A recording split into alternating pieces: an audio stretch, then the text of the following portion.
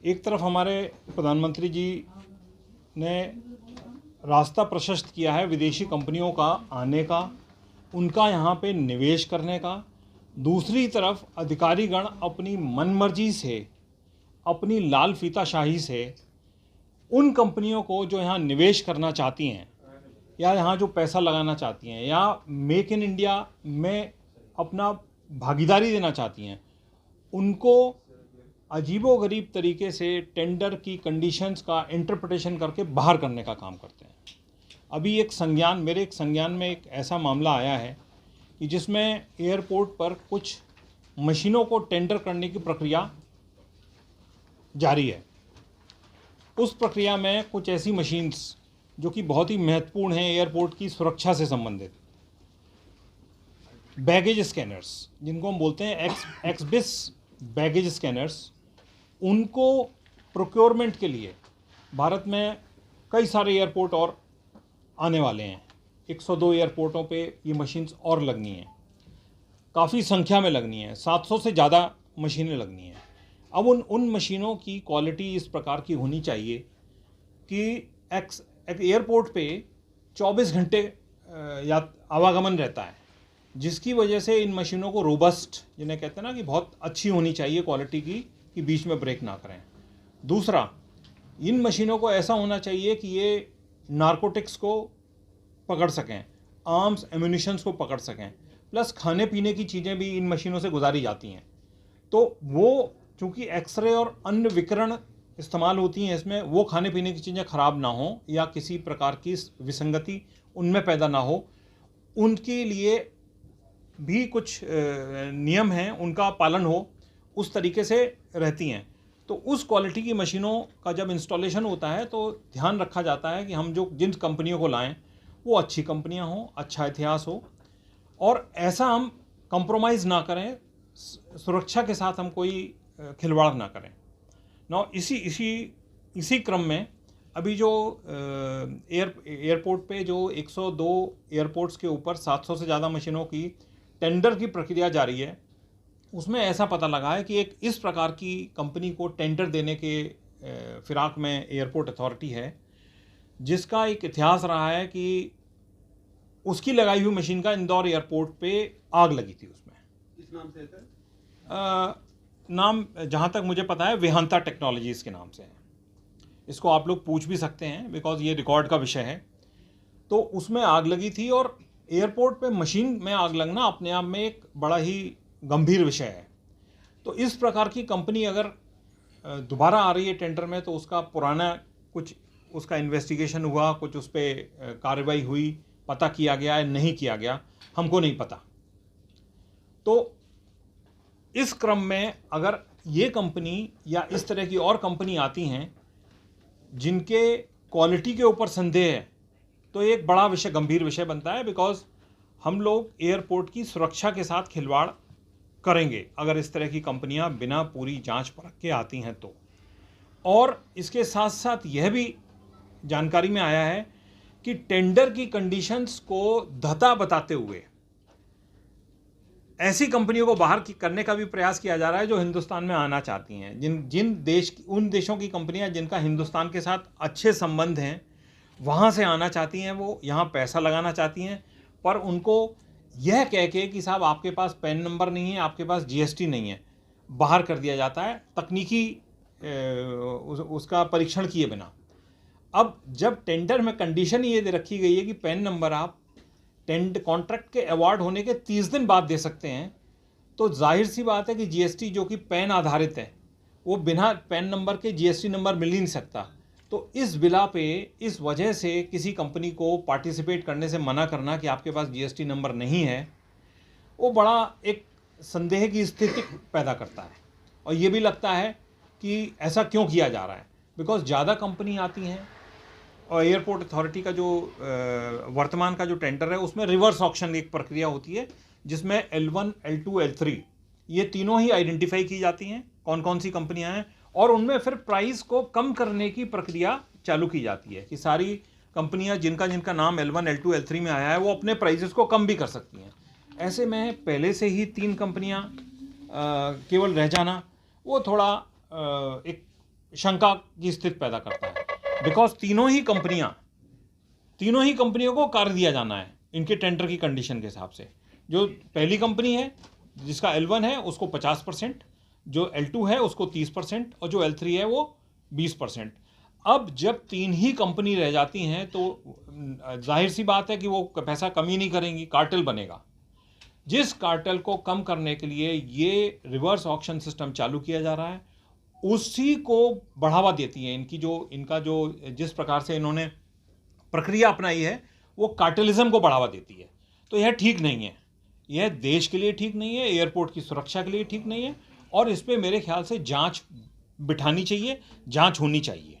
मैं इस press conference का मेरा मकसद केवल ये है कि ऐसी कंपनियां जो कि इंडिया में आके पैसा लगाना चाहती हैं, यहाँ पे पूरी तौर पे अपने आप को स्थापित करना चाहती हैं और हिंदुस्तानियों के लिए रोज़गार उत्पन्न करना चाहती हैं, हम लोग को एक अवसर देना ही चाहिए।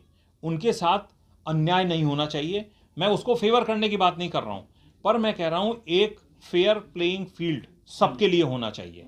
खास तौर पे जब हिंदुस्तानियों को इससे फ़ायदा होगा, उसमें एम्प्लॉयमेंट हिंदुस्तानियों के लिए ही क्रिएट होगा, तो ऐसे में बिना तकनीकी परीक्षण किए आप किसी भी कंपनी को बाहर करेंगे तो ये गलत है।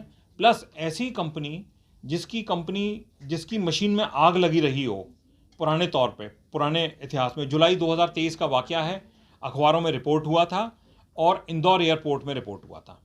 तो उस आग का उनके ही डिपार्टमेंट, एयरपोर्ट अथॉरिटी के आदमी ने ही मेल किया हुआ अपने हेडक्वार्टर को कि इस तरह से आग लगी है, इसकी ठीक काम नहीं कर रही है कंपनी, और उसी कंपनी को आप दोबारा भी टेंडर देने की प्रक्रिया में है।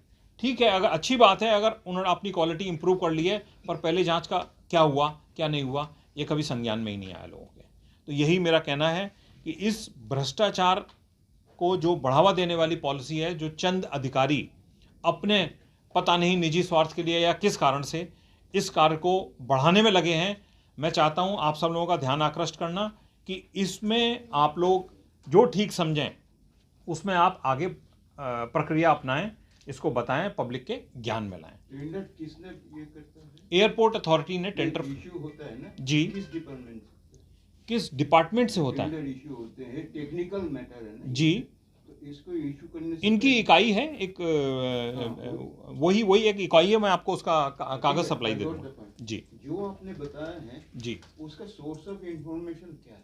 देखिए, सोर्स ऑफ इंफॉर्मेशन मैं आपको एक ईमेल देता हूं, और ये टेंडर मेरी इस टेंडर की पूरी कॉपी मेरे पास है, बिकॉज पब्लिक डॉक्यूमेंट है ये, तो ये source of information public document से है। इस तरह की अगर कोई ऐसी कंपनी आती है जिसकी मशीन्स की क्वालिटी अच्छी नहीं है, दोयम दर्जे की है, तो हमें उसे रोकने का प्रयास करना चाहिए। प्लस ऐसी कंपनियां अगर बाहर की कंपनी आ रही हैं, निवेश करना चाह रही हैं, हमें उन्हें रोकना नहीं चाहिए। मेरे दो पर्पस हैं। देखिए, हमने नहीं लिखा, पर मेरी जानकारी में लिखा गया है, प्रधानमंत्री जी को भी एक लेटर लिखा गया है ये सारी विसंगतियां उनको बताते हुए, और उनके यहाँ से शायद कोई एक्शन भी हो रहा है, जवाब वगैरह भी मांगा गया है। ये बिल्कुल, ये मेरी जानकारी, मेरी निजी जानकारी में ये हिंदुस्तान में 102 एयरपोर्ट पे लगने हैं, 700 मशीनें लगनी हैं। मशीनों की तकनीक इस प्रकार की है कि कोई एक कंपनी इसको कम समय में सप्लाई नहीं कर सकती। ये जुलाई 2023 से टेंडर की प्रक्रिया चल रही है, तो ऐसी कोई अर्जेंसी नहीं है कि जिसको ये रोका ना जा सके। फिर भी वकील साहब, जी सर, आप तो अच्छे पेशे में हैं जी, फिर वो आप ये देश सेवा कर रहे हैं या फिर ऐसा भावनाएं जगी आपके मन में? सर, आप भी देश सेवा ही कर रहे हैं, हम भी देश सेवा ही कर रहे हैं, क्योंकि जिस प्रकार से आप लोगों के नॉलेज में, लोगों की एक ज्ञान में लाते हैं सारी चीज़ें, हमारे भी ज्ञान में आया, मुझे भी लगा कि ये सब बातें आप लोगों तक पहुंचेंगी तो जनमानस तक पहुंचेंगी, वरना एक नक्कार खाने में तूती की आवाज़ की तरह किसी एक कंपनी को दबा देना, किसी को एक बढ़ा देना, यह मेरा जो पॉइंट है वो ये है कि सबको बराबरी का प्लेटफॉर्म मिलना चाहिए, और अगर इसमें कोई दोषी है तो उसके ऊपर कार्रवाई होनी चाहिए। सर, आपने मेल की बात, जी, मैं मेल की कॉपी आपसे शेयर कर देता हूँ, मेल की कॉपी। और ये आग लगने का पूरा का पूरा फोटो जो अखबार में छपा था। इंदौर देवी अहिल्याबाई एयरपोर्ट के ऊपर ये लगी थी आग। ये उसका इतिहास है। नई एक्सरे मशीन से निकला धुआं, तुरंत मौके पर पहुंची टीम, जो भी है।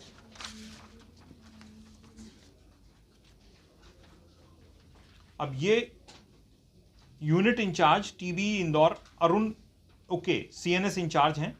इन्होंने मेल लिखा था कि the machine is having constant problem, it was found that displayed image is damage, corrupted, machine is related to airport security, please file a complaint and make corrections rectification as soon as possible. देख लिए हम लोगों के आपके कार्य में और हम लोग के कार्य में विभिन्न। कंपनी का नाम क्या बताया जिसकी जली थी? वेहांता टेक्नोलॉजीज। देखिए, मेरी डिमांड केवल इतनी है कि सरकार इस प्रकार के टेंडर्स में एक प्रक्रिया जो अपनाए वो पारदर्शी हो। विदेशी कंपनियों को जो आप बुलाते हैं, उनको आप निवेश के लिए बुलाते हैं, उनके लिए एक बराबरी प्लेटफॉर्म होना चाहिए। उनका जो उनसे डील करते समय एक बराबर का दर्जा उनको दिया जाना चाहिए, नंबर 1। नंबर 2, ऐसी कंपनियां जिनका इतिहास थोड़ा सा पुराना गड़बड़ हो, उनके प्रति थोड़ी सी सावधानी बरतनी चाहिए। मामला एयरपोर्ट से सुरक्षा का है, हजारों करोड़ों लोगों की सुरक्षा का है। जिस प्रकार से अमेरिका का इंसिडेंट हुआ, कहीं गलती से कोई ऐसी चीज़ पास हो जाए एयरपोर्ट अथॉरिटी के स्कैनर से तो क्या होगा, आप लोग बेहतर जानते हैं। मेरा ये रिक्वेस्ट है, एक इस पर जांच बिठाई जानी चाहिए। टेंडर प्रक्रिया को आसान, सरल और पारदर्शी बनाने के लिए सरकार को जो कदम उठाए जाने चाहिए, और मुझे पूरी अपेक्षा है इस सरकार से कि वो ये काम जरूर करेगी। देखिए, मैंने तो केवल इस वर्तमान टेंडर जो चल रहा है उसमें एक जो दैनिक भास्कर में जो अखबार में निकली थी न्यूज़, पुरानी आर्टिकल एक निकला था कि वहाँ पे उसकी कंपनी, एक पर्टिकुलर कंपनी जिसका नाम मैं नहीं लूँगा, उस कंपनी की मशीन में आग लगी थी। जो अब इस पे जांच हुई नहीं हुई, क्या हुआ, और दोबारा उस कंपनी को टेंडर की प्रक्रिया में बिना कोई और जानकारी लिए, बिना कोई जांच प्रक्रिया किए भाग लेने को अवसर दिया जा रहा है, जो कि एक थोड़ा शंका पैदा करता है कि ऐसा क्यों हो रहा है। तो बनाने के लिए कोई सलाह देंगे आप सरकार को? देखिए, मेरा पारदर्शी बनाने के लिए सर सलाह देने की कोई ज़रूरत ही नहीं है। जो टेंडर के क्लॉजेस हैं उनको आप इंटरप्रिटेशन प्रॉपर कर दीजिए, अच्छे से कर दीजिए, पारदर्शी हो जाएगा।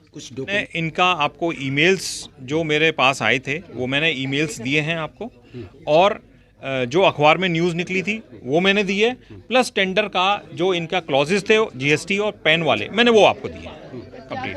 क्या कुछ मांग कर रहे हैं आप लोग सरकार से? क्या सरकार से मांग है कि इस टेंडर की जांच होनी चाहिए, उस कंपनी की जांच होनी चाहिए जिसकी मशीन में आग लगी थी, और विदेशी कंपनियों को जो बुलाते हैं उनको बुलाने की प्रक्रिया में भी पारदर्शिता होनी चाहिए, ताकि देश के सम्मान को ठेस ना पहुंचे। इस प्रकार की कंपनी अगर यह मैसेज लेके जाएंगी विदेशों में और बदनाम करेंगी कि हिंदुस्तान में न्याय नहीं मिलता या टेंडर के क्लॉजेस को इंटरप्रिटेशन गलत तरीके से बाहर किया जाता है, तो ये देश के लिए शर्म का विषय है। सरकार की देखिए, आगे की प्रक्रिया तो आगे ही पता लगेगी।